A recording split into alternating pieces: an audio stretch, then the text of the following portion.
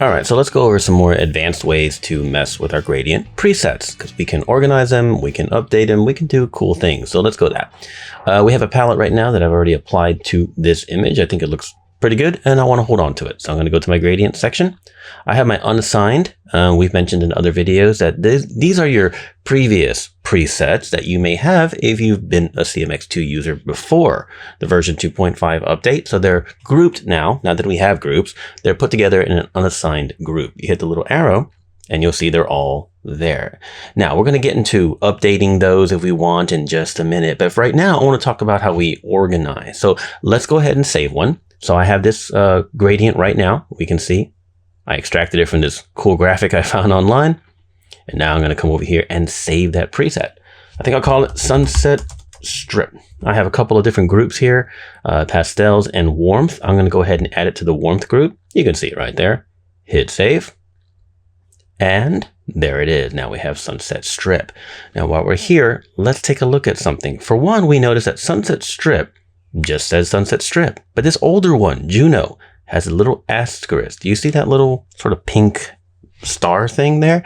That's a previous gradient, which only has the parameters of the previous version, right? Not CMX1, but CMX 2.0. So if I were to apply this one, now that I have Sunset Strip saved, I think to myself, let me mess with Juno. So I double click it to apply it, and now it's been applied. So if I come back to explore, I realize this is the old Juno. Now I can leave it like this and then update the preset, but I think what I'm going to do is I'm going to smooth it out a little bit, see if there's any more samples I can do. No, not really. Not really. I don't mind this, but I'm going to increase the opacity, I think, and brighten the levels. Cool. Now I go back to gradients, and now that I modified it, but I started from this preset, if I come to the little three dots and click it, I can hit update gradient and hit yes. And now Juno has been updated. Remember, I didn't have to make a change. I can simply just call the data from the preset and then update it. What that does is, coming from version 2.0 to 2.5, is it now embeds and saves all the other parameters that you can save with a preset that you couldn't before, okay? Because we have all kinds of different settings now compared to 2.0. But we want to make sure that we had some backward compatibility, which is why a lot of these presets, in fact, all of them on unassigned, have the little asterisk because they need to be updated. So I can come here to the Royal Tenenbaums here, double click that one, and I've applied it. And then if I want, I can just come in here and hit update immediately, hit yes.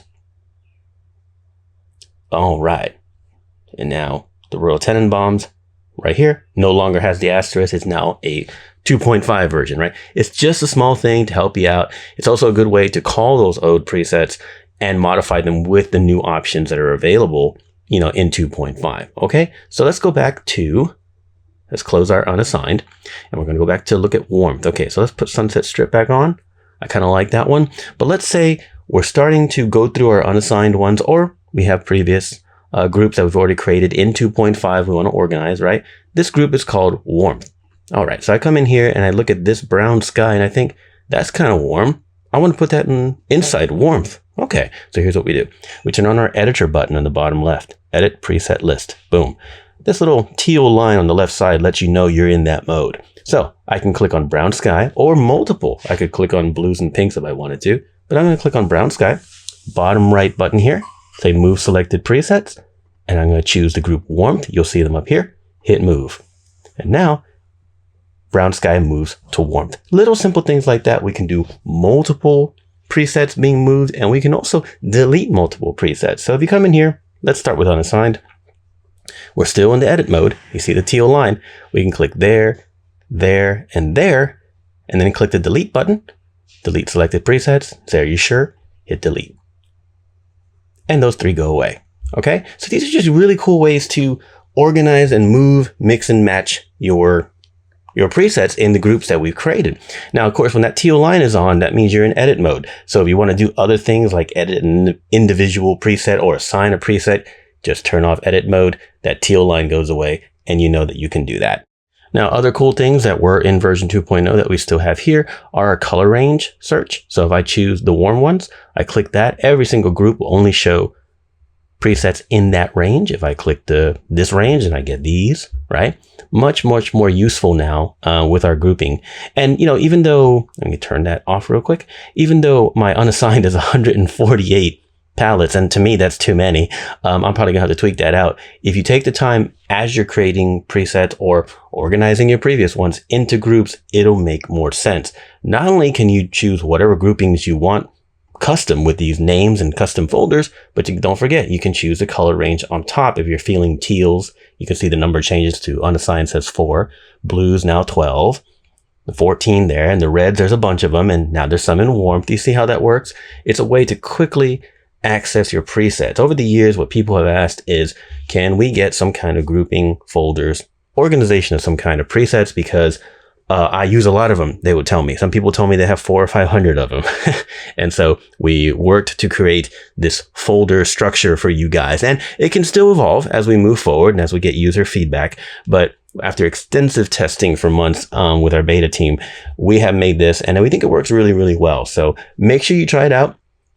You're going to start with your previous settings, previous presets, possibly. If you're a new CMX user and you got 2.5 first, then you won't have any unassigned ones. But that unassigned folder will always be there. Just kind of a catch-all. Also, don't forget that every single group except unassigned will have the 3 dots next to it. You can click that, rename the group, or delete it. Now, a fun little extra function is you see this magic wand next to it. You can always generate a random group name. You just keep hitting that and get new random group names if you want. It might just inspire you to modify one after you got Soft Shade Symphony. You never know. You can change it to Dark Shade Symphony and say yes. And there we go. And now that group is a Dark Shade Symphony. That's more for fun, but we like it. It's kind of a cool function. But don't forget, you can also come in here, delete the group. Let me actually go back a second because I want to show you. This one has 3 in it, warmth. So if I delete warmth, hit yes. Boom. Those actually have been moved to unassigned. You have to remember that, okay? So we don't actually delete presets, you delete the group, okay? Presets will always be preserved unless you intentionally delete them. And if you want to delete a lot of them, as a reminder, come in here, let's open up unassigned, for example, open up the editor and click all the ones you want to delete, hit delete and say, well, confirm the deletion, and there they are. They're all gone. Now, of course, don't forget to turn off the editor. That line will help you denote when the editor function is on. And don't forget, let's go back here to the main Explorer. When you're saving a preset, you also have the opportunity to add a group right then or assign it to the group directly. So if you have this new color, this new gradient you want to save, you can just call it Grad01, I don't know, and you can have a new name. We still have the automatic names here if you want. So we're going to call it Pastel Palette Party, create new group, and save.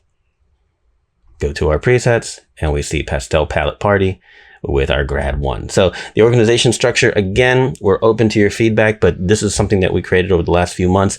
And it seems to be working really, really well for people. So check that out. Any questions, leave a comment below or drop us an email, nbp@ninobatista.com.